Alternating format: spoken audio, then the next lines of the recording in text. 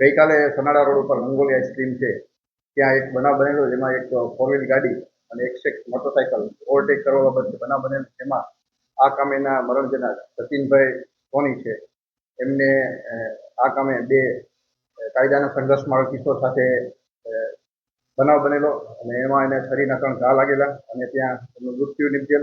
એ બાબતે એમના ભાઈ દ્વારા ફરિયાદ આપવામાં આવેલ. ફરિયાદના આધારે હ્યુમન ઇન્ટેલિજન્સ અને જુદા જુદા ટેકનિકલ સોર્સિસથી આ જગ્યાએ પુરાવો લીધેલ છે અને આ કામે જે વપરાયેલ એક્સેસ અને છરી ગુનાના કામે લીધેલ છે અને કાયદાના સંઘર્ષમાં કિશોરને પણ હસ્તગત કરી અને આગળની તપાસ RS પટેલ ચલાવી રહ્યા છે અને એના લગતા પુરાવા પણ મેળવવાની તજવીજ ચાલુ છે. આ બંને મોટરસાયકલથી આવતા હતા અને હોર્ન મારીને ઓવરટેક કરવા બાબતે બેની બોલાચાલી થઈ. પછી રંગોલી આઈસ્ક્રીમ પાસે આ કામેના કાયદાના સંઘર્ષના કિશોર દ્વારા શરીરના ઘા મારી અને એક ગંભીર ઇજા એક ઘા લાગેલો અને બીજા અન્ય 2 ઘા લાગેલા, એમાં એનું મૃત્યુ નિપજેલ.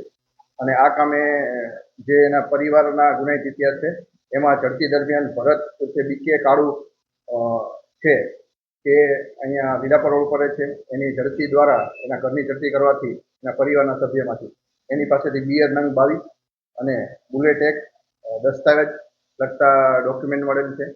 એની ઊંડાણપૂર્વક એ ડિવિઝનના PSI તપાસ કરી રહ્યા છે અને આ મર્ડર છે એને લગતા પણ અગત્યના પુરાવા સીસીટીવી સર્વેલન્સ, હ્યુમન ઇન્ટેલિજન્સ અને જરૂરી તપાસ RS પટેલ ચલાવી રહ્યા છે. આ બાબતે અમે અવારનવાર વાહન ચેકિંગ રાખવામાં આવી છે, જેમાં કાળા કાચની ગાડીઓ, ફોર વ્હીલ, મોટરસાયકલ લઈને ફરતા લોકોને ચેક કરી અને જુદા જુદા વિસ્તારમાં કોમ્બિંગ હાથ ધરી LCD, SOG અને અલગ અલગ ટીમોથી વારંવાર આ બાબતે કોમ્બિંગથી ચેકિંગ કરવામાં આવે છે અને કાયદેસરની કાર્યવાહી કરવામાં આવે છે.